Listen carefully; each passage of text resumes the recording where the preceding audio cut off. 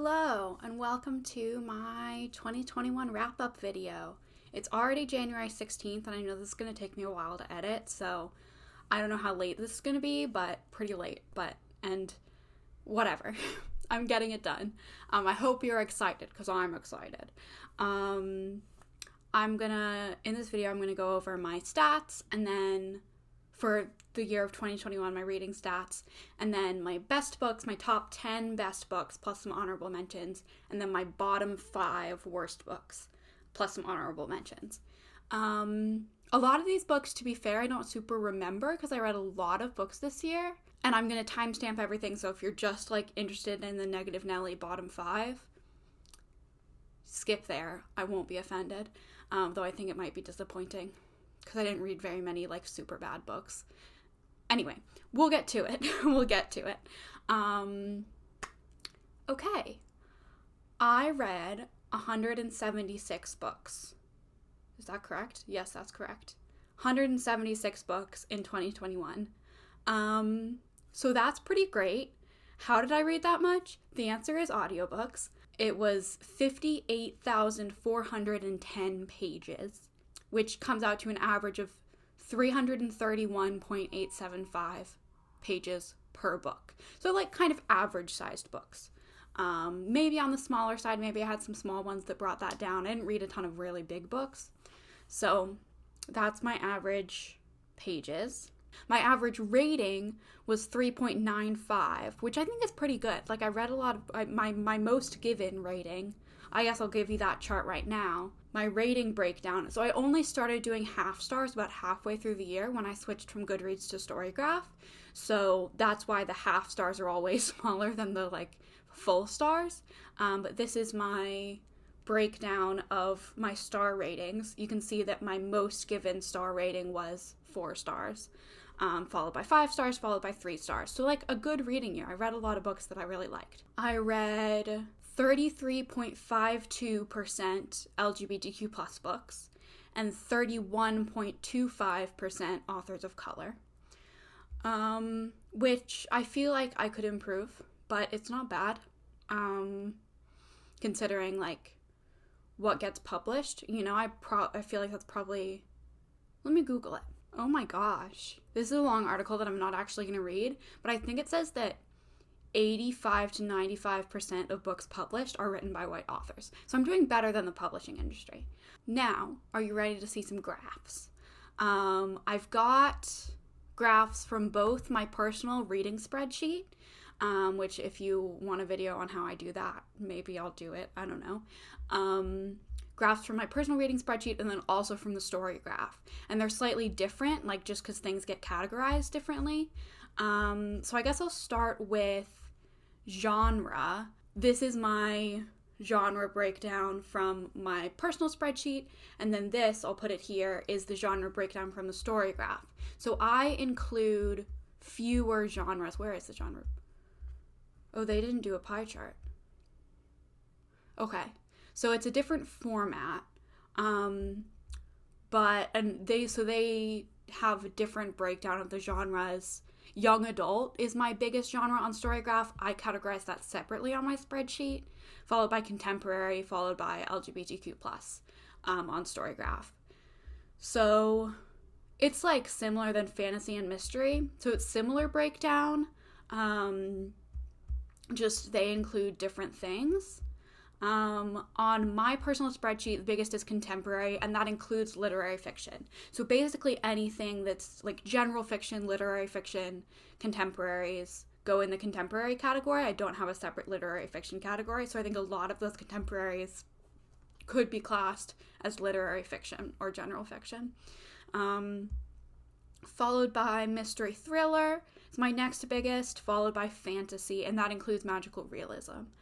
Followed by historical fiction. So that's I feel pretty standard for me.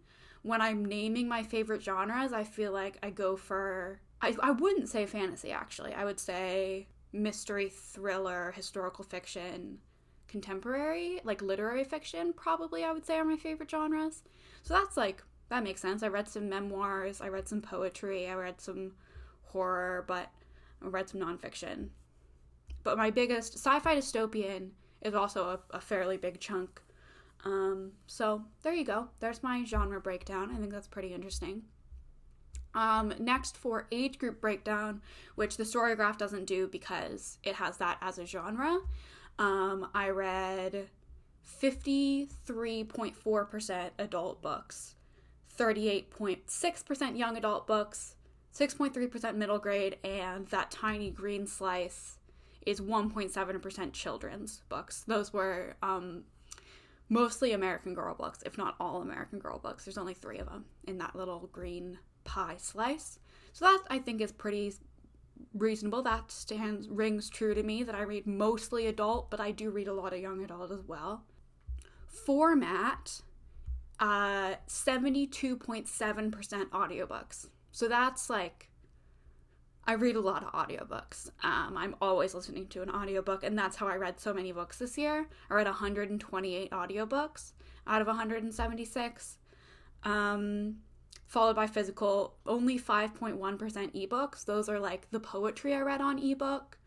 I'm trying to think what else. I read a couple graphic novels on ebook. Speaking of, I read 3 short stories, 4 graphic novels, and 1 essay collection. There's no graph for that. I just did that.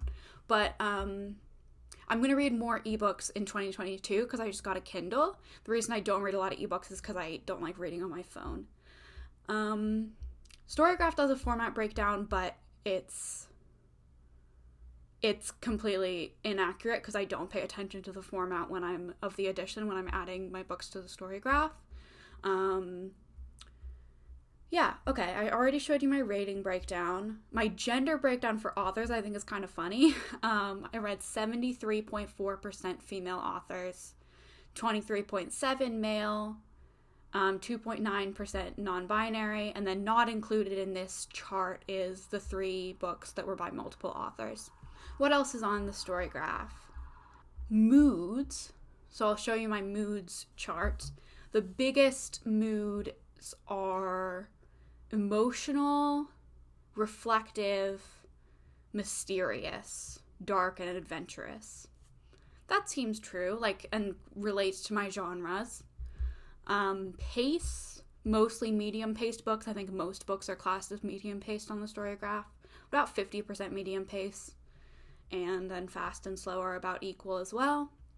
I do actually use the pace breakdown if I'm looking for a really fast-paced book to, if I'm feeling slumpy or whatever, then I will sort my TBR on Storygraph by fast pace, so I find that breakdown really useful, actually. Page number breakdown, I already told you my average page number is 331. Most books I read were in the 300 to 499 category, followed by less than 300. I didn't read a ton. I only read 9 500 plus page books. 88% fiction, 13% nonfiction. Most of those nonfiction were memoirs or for school. I think I only read 1 nonfiction that wasn't a memoir or for school, and that was Thunderstruck by Eric Larson, which I enjoyed. Most read authors, Shauna Maguire, because I read the entire River Children's series this year, followed by Karen M. McManus, because I read all of her books this year. Oh, and this is kind of interesting. Number of books, and I'll show you my chart for this. My chart will be on this side, and the Storygraph chart will be this side. Number of books read per month. Their graph looks nicer than mine. You can see that my highest reading months were April and June, but I actually read more pages in March. So that's kind of interesting. My reading was definitely highest when I wasn't in school or working, which was April. I don't know how I read so many books in April. That was finals, but here's what it is. April to June, I read a lot of books. When I started school in the fall, it fell way down. Okay, I feel like those are all my stats. I kind of sped through that, but I don't know if it's interesting to anyone other than me. But yeah, those are my stats. 176 books, most read genre was contemporary, adult, most read audiobook, female authors, most read in April and June, which makes sense. Most books I gave 4 stars, or the highest number of ratings. The most common rating I gave was 4 stars. I got there. Moving into our top 10. Should I do top 10? I'm going to do bottom 5 first, actually. Moving into our bottom 5, because I think it's less interesting. And I'm going to start at number 5, I'm going to start with honorable mentions. I didn't really plan this video. I have my spreadsheet already, but I did not plan this video, besides, like, making these lists. And also, don't be offended if I don't remember why I liked or disliked a book. I read so many books, I hardly remember most of them. Honorable mentions. These ones were not necessarily bad, they were just disappointing. And the first one is Honey Girl by Morgan Rogers, which I know a lot of people love. And since everyone loved it so much, I was, like, really excited about it. But I think I gave it 3 stars. It just was fine. You know, nothing really happened. I, like, had a hard time kind of getting through it. It wasn't, I don't really remember, but it was fine. It was fine.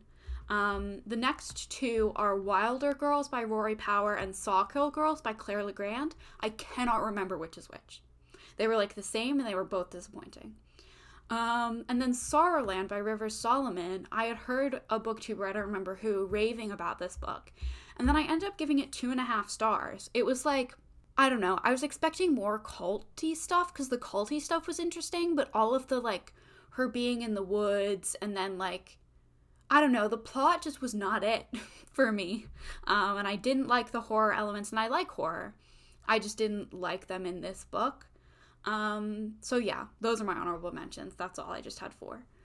And at number 5 on our bottom 5 list, so the best of the worst, is The Laws of Murder by Charles Finch.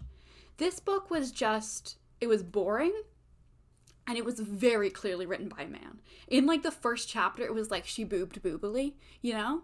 It wasn't like that, but it wasn't exactly like that, but it was kind of like that. It was like she gave him a hug, and he was like, I could feel her boobs. And he was like, I don't need that. I don't need you to be feeling her boobs right now. So, yeah, it was just, like, kind of fine. It's a mystery. It's a part of a series of mysteries about this detective. I picked it up from a little library. I didn't really know what it was. It just was a historical mystery, which I generally like, though they can often be bad. And it was just fine. I gave it 2 stars. Next, number 4, we have You'll Be the Death of Me by Karen McManus. I read this. This was, I think, the last book I read in 2021. I read it on the train to Christmas. No, then it wasn't the last book. I don't know. It was one of the last books. Karen McManus, I enjoyed several of her books. They're always fun, at least. And this one was just bad. It just was not interesting. This is her newest one, her 2021 release. It just was not interesting. The mystery wasn't compelling. And then the solution, like the resolution, was just, like, bizarre. And I didn't like the characters. There was a relationship that was very similar to Nate and Bronwyn. I can't remember the characters' names now, but the relationship, the, like, good girl, bad boy relationship was very similar to Nate and Bronwyn from One of Us is Lying. It just was, like, not good and disappointing, and I gave it 2 stars. Number 3. This one I remember literally nothing about, except for the basic premise, but I didn't like it. Number 3, Be Not Far From Me by Mindy McGinnis.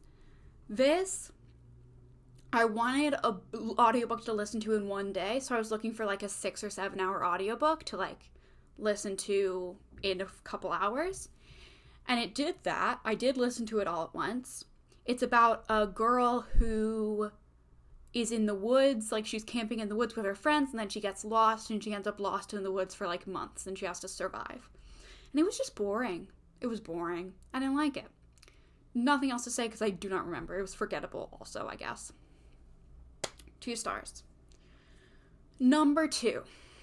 And this one's maybe controversial. I don't know. Number 2 is My Sister's Keeper by Jodi Picoult. This book was bad.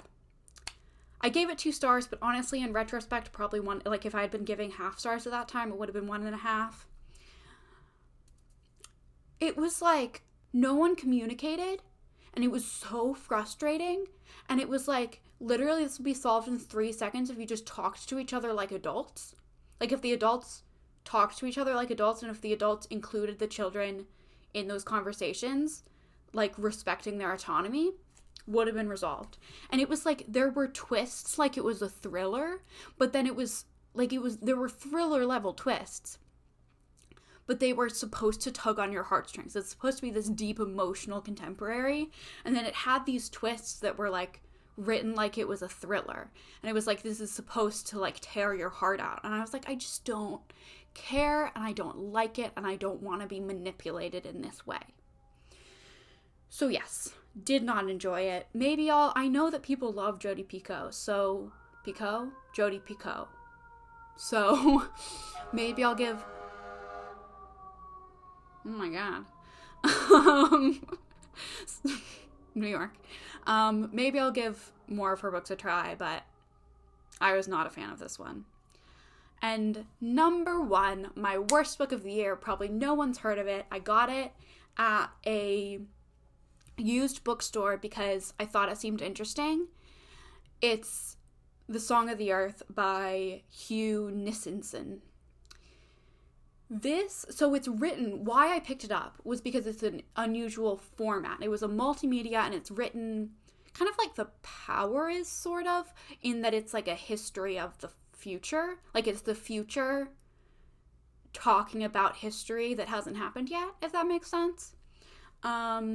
And it was like chronicling this life of this man in like multimedia, like a historical archive is how it was written. And I think that format is really cool. I still think that format is really cool. This was the most transphobic, anti-feminist book that I've ever read. It just, the whole way through, was making fun of feminism. It was like, in the future, we've gotten to this point where gender doesn't exist and you can't say anything because cancel culture and whatever. But it was making fun. It was like, this is what the future the liberals want. And it's like, kind of, yeah, but not like that, where trans people are all prostitutes. And like, I don't know, it just was bad. I did not like it. I did end up finishing it. I kind of ended up hate finishing it. I stopped halfway through because when the first like horrendously transphobic part phrase happened, it was already anti-feminist. I already was hating it, and then that happened, and I was like, no way. And I put it down, and then I ended up finishing it just to like, I don't know, see if it got better. I don't know. It didn't.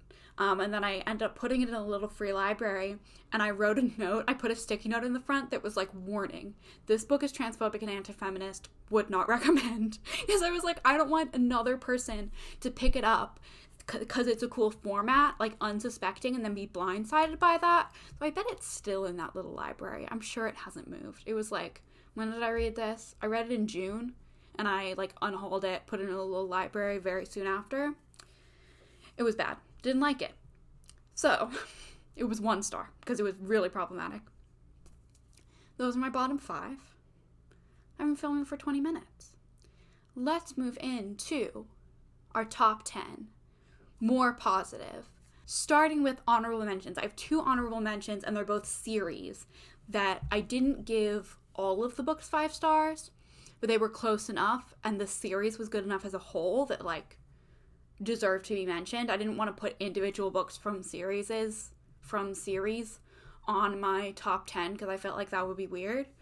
I don't know why, but my 2 honorable mentions are the Wayward Children series by Seanan McGuire and the Raybearer series by Jordan Ifueko. Wayward Children is about kids who get have doors open to magical worlds, and then they come back and they're at this orphanage or like home for kids who have gone to magical worlds. And then that's the first book, and then the other books are about the magical worlds that they go to. And my favorite books were, I think, the second one and the fourth one. The one about Jack and Jill's world, and the one about, I can't remember the character's name, but the Goblin Market world. Loved those 2. The other ones were pretty good too. I highly recommend the whole series. I think the first one was maybe even my least favorite, so if you don't like the first one, they're really short, so I would recommend keeping going because the second one was fantastic. Really great books, very magical, whimsical, fun. but also like well written and good. They were good. I liked them. Raybearer, I gave the first one 4.5 stars. It was like just under a 5-star, and the second one was 5 stars, full 5 stars. Loved it.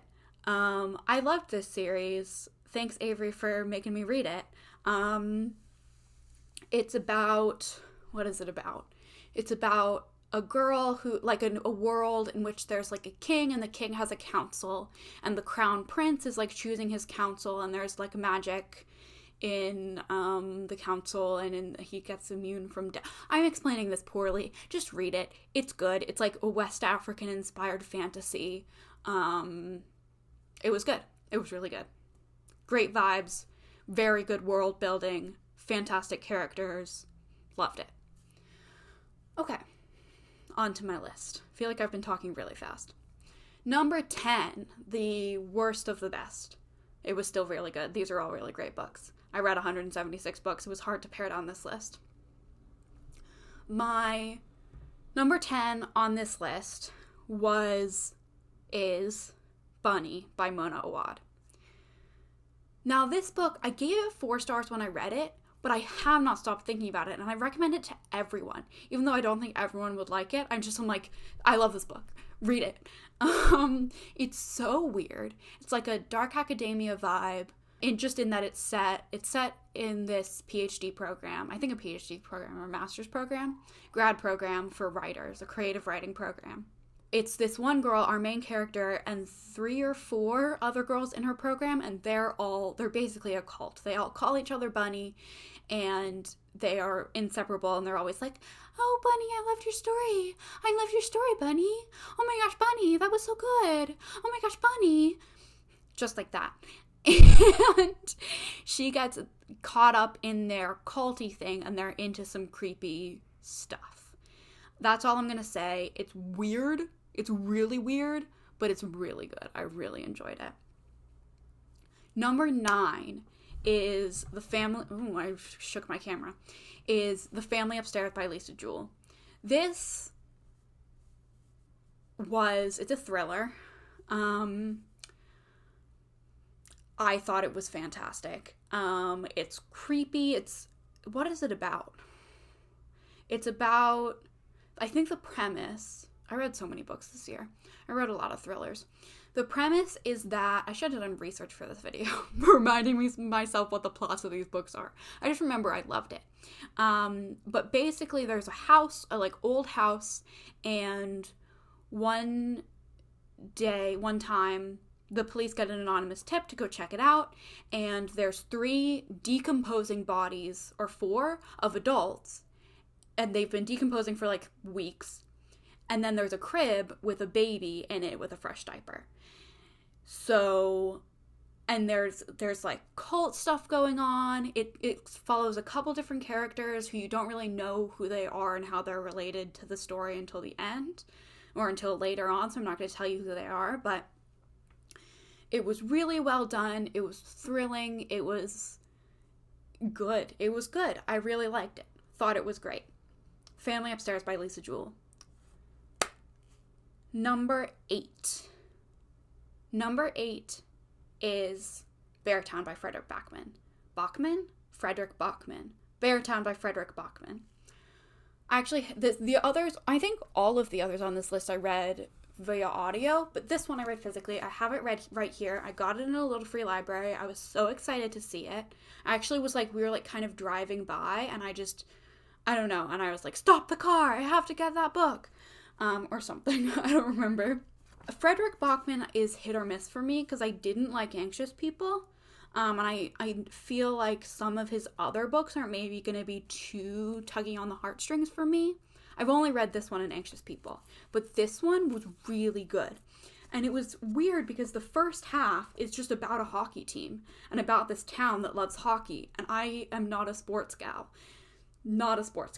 So I was like kind of bored in the first half, but I like knew what happened. So, and I think it only happens like midway through.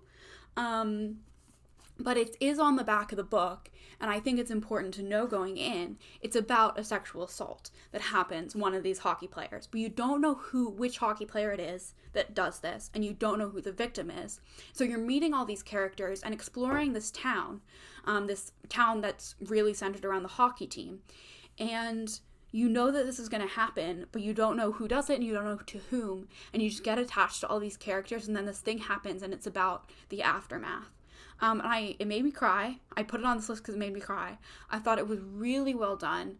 And I think Frederick Bachman is very talented. So that's number 8. This is going to be long. If you don't want to sit through this, I'm not going to be offended. Let me try to speed up. Number 7 is The Traveling Cat Chronicles by Hiro Arikawa. I think it's translated from Japanese. It's from the perspective of a cat. It was joyful, but also really sad at the end. This cat and its owner are going on this journey to visit a bunch of the owner's old friends. And the owner's trying to give away his cat, and you know that he doesn't want to, but you don't know why he feels like he has to. It was fantastic. I really loved it. It was great. If you like cats, or even if you don't like cats, read this book. Number 6, Never Let Me Go by Kazuo Ishiguro. This book, spoiler alert, there's actually 2 Kazuo Ishiguro on this list. I'm not going to really even tell you what it's about because you don't find out until later on. And I think that's what Kazuo Ishiguro is so good at, is like dropping you details about world building, and you get attached to the characters, and then you find out something that like is formative to the world, and you're like, oh my god, this changes everything. So I'm not going to tell you really what it's about, but it's about this, and I don't even remember what you know in the beginning, so I'm not going to tell you much, but it's really good. It's like character study, but also like there's some sci-fi stuff going on, kind of. It's really good. Loved it. Moving on. Number 5, The Vanishing Half by Britt Bennett. This is a historical fiction about 2 sisters, they're twins, who live in this black community, but they are very pale. And they leave this like close-knit community and they go to the city, and one of them decides to pass as white and the other one does not. Continues living her life as a black woman. And it's about them, and it's about their daughters and the different paths that their lives take and the different ramifications of those different choices, that one choice that the one sister made. It was fantastic. I thought it was really good. Really good exploration of ideas, but also characters, and it was really good. Loved it. Reminded me of Passing by Nella Larson, because that's a similar concept, but I liked this better. But I also read Passing for school, so I don't know. Maybe I would like that better. I should probably reread that. Number 4, Convenience Store Woman by Sayaka Murata. This is definitely translated from Japanese. It's very short. It's kind of weird. It's a character study of this woman who works in a convenience store, and she's worked in this store for like 10 years. And everyone is like, why don't you try to do something else? Like, what's your career going to be? And she's like, I would want to keep working in a convenience store. I really like this job. I'm going to keep it. And it's about her trying to navigate people's expectations of her, expectations that she kind of doesn't understand. There's a lot this character doesn't understand about humanity and about emotion and about the lives that people live, and it's just about her living her unique life and the lengths that she goes to try to fit in with societal expectations that she doesn't understand. It's really short. It's like a 3-hour audiobook or something. But it was fantastic. 3 or 4 hours. It was really, really good. Getting up there. Number 3. Here's the other Kazuo Ishiguro. It's Clara and the Sun.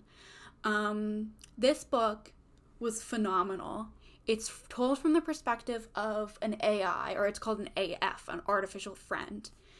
And her voice was so interesting and so authentic in the way that she saw the world. Like, Kazuo Ishiguro really dug into this perspective so deeply that it was just so well done. There's not a ton of plot.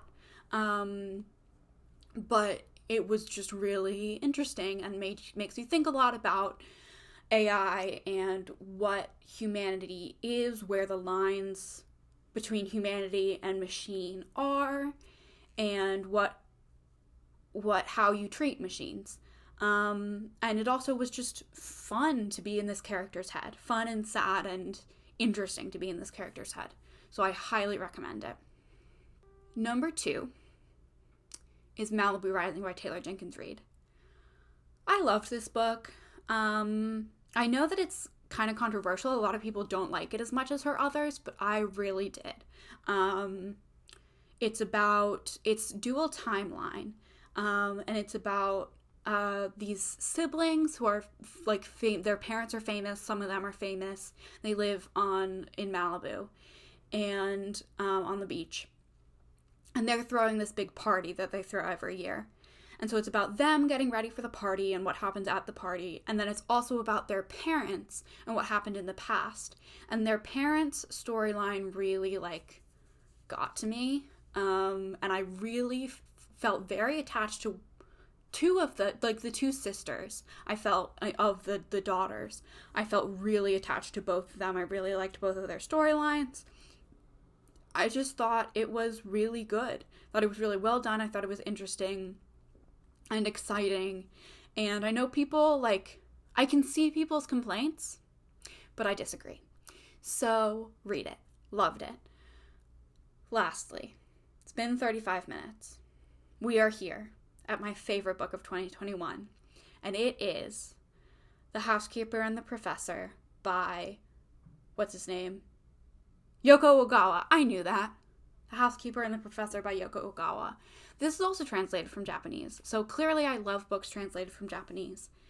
This book is about, the premise is that there's this professor who has an 80-minute memory. So every 80 minutes, he forgets everything that has happened in the last 80 minutes. He has long-term memory, but no short-term memory. His short-term memory lasts 80 minutes. It's about him and his housekeeper, who's kind of taking care of him, and her son. And it's not plot driven. I'm trying to remember what happens, and I'm but I remember how I felt. That's cheesy, but it was just really touching. It's also about math. He was a math professor, so there's a lot of math talk in there. And especially if you like math, but even if you don't, I thought it was fabulous, and really touching. And I read it really early in the year.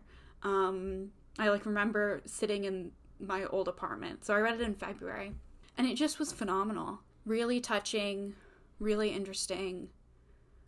The memory loss trope can be kind of tropey, and I felt like it wasn't here. I thought it was really well done, and I think everyone should read it. So yeah, I thought it was fantastic. That's my favorite book of the year. We did it. We did my stats, we did my bottom 5, and we did my top 10, and here we are.